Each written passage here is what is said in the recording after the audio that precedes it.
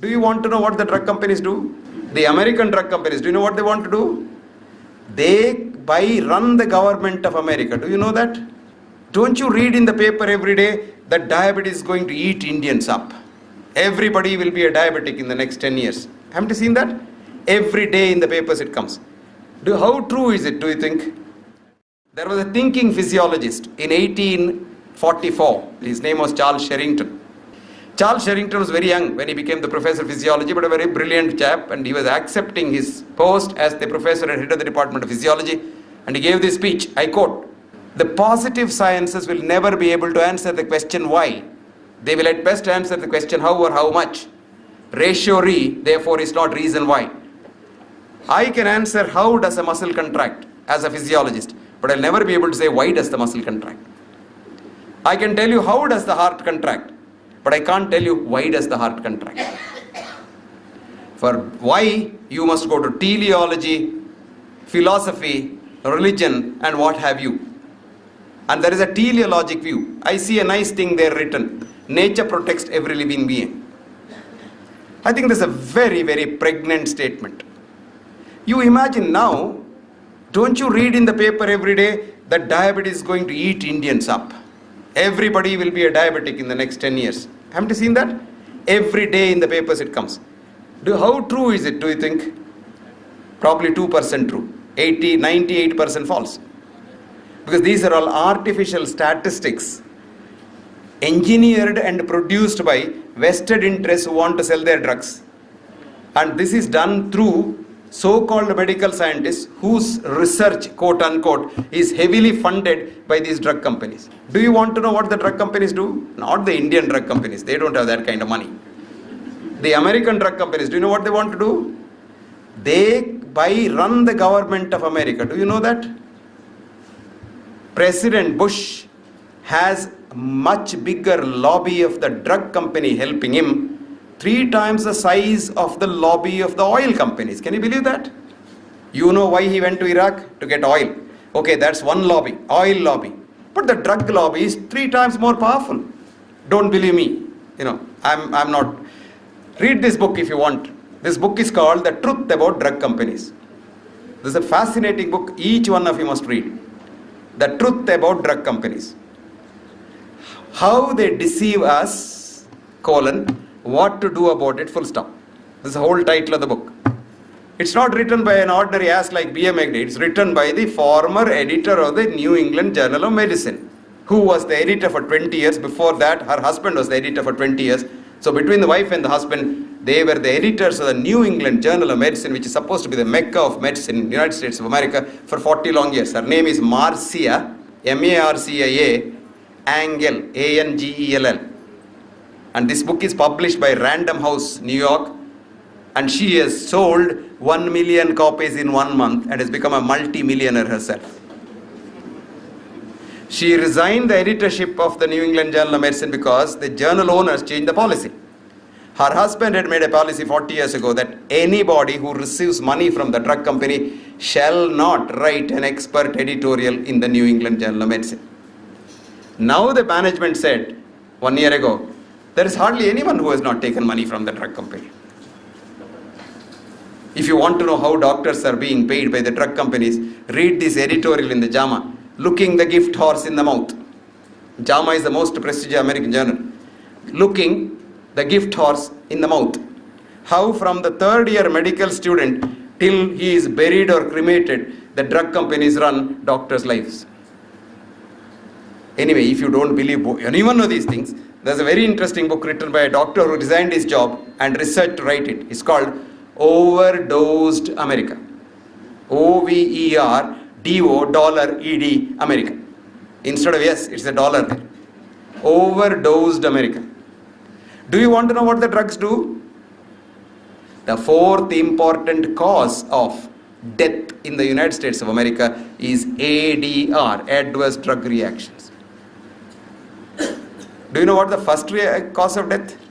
You want to know? No, you shouldn't know. Doctors' interventions. 2nd is cancer, 3rd is heart attack. Now coming back to human consciousness, nature protects every living being. The present high-tech Western modern medicine, has been in vogue for about 100 years now.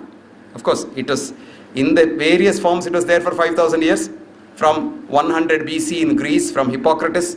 Hippocrates got it from Charaka, 300 BC to 400 BC, because Alexander the Great's army took the books to Greece, and actually the original Hippocrates thesis is almost a verbatim translation of Charaka Samhita. But anyway, it went through Arabia, it went through Europe, and went through so many things, and then ultimately came to the so-called West now in a refined form called quote-unquote science. Now this is very interesting. Now before that, mankind has been here for 900,000 years. 9 lakhs of years. Brahma's creation of this universe. Now of course there are proof for that. How on earth did we all live and become human beings now? If you think it's, diabetes is going to eat you up in the next 10 years without doctors and medicines, you're all going to die of diabetes. For 9 lakhs of years, how did you survive without these menaces? It's because of that. Nature protects every living being. We were all very intuitive when we were born, but our intellect has completely nullified that. Your cat has a tummy ache. Which doctor does it see? Ayurvedic doctor, Unani doctor, modern doctor? No. It goes out to the garden and eats some herb. It knows. Cat knows which herb to eat. Have you seen dog eating grass? You have? Yes. When the dog has a problem, it knows which grass to eat. We also knew, but we have forgotten. Because we are daily brainwashed by the newspaper saying that diabetes will kill you, and if you don't believe in X, Y, Z drug companies, drugs, you will die. And what is the treatment? Everybody must be screened, I believe, in India. Now what happens to nature protecting living beings is, you are made by nature, and then he has put in the corrective mechanism also inside you and sent you here. If you behave normally, sensibly, you will live as long as you live comfortably. If you misbehave, you will die early maybe, and you will suffer. That's all the simple thing.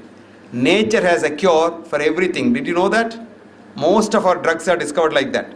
So, these herbs are nature given, God given, they are good. But there are so many buts in it. Just lowering the sugar is not treatment of diabetes at all. No. It is a good treatment for the doctor, the laboratory, and the report. But may not be a good treatment for the patient for the simple reason that if it only lowers the sugar, it may not do what else it has to do. The most important thing is it has to get the patient back into healthy chaos. We have done some beautiful studies, and this can be very easily done. You make a diabetic stand on a high glass table. Okay? We take the photograph of his feet. Man is standing on the table. We take the photograph, digital photographs, and we digitize it, and we put a CW plot on that, and we can show beautifully how the capillaries go on doing that. This is a normal chaos. The blood supply to the feet comes and goes, comes and goes, comes and goes, and distributes like a flower going, like that. Now you make a diabetic patient stand on that. Tightly controlled, blood sugar absolutely normal. He stands there, his capillaries are absolutely like that. They will never do that. Now if you can have something which shows that sugar is controlled and the capillary is doing that, that will be the real Dhanvantari's medicine. And I was telling that the controlled studies in future should be done not on reductionist ideas as we do in Western medicine. That is, you take two groups. Matched control, we say. What is matching? Height, weight, body mass index, sex. That won't do. Because man is not his body. Man is 30% body, 30% genes, 40% consciousness. So you must be able to classify human beings in a genetico-constitutional conscious variety. That is only can be done by Ayurveda. That is, this Vata Pitta Kapha is not just the literal meaning of that. These are genetico-constitutional subtypes of man.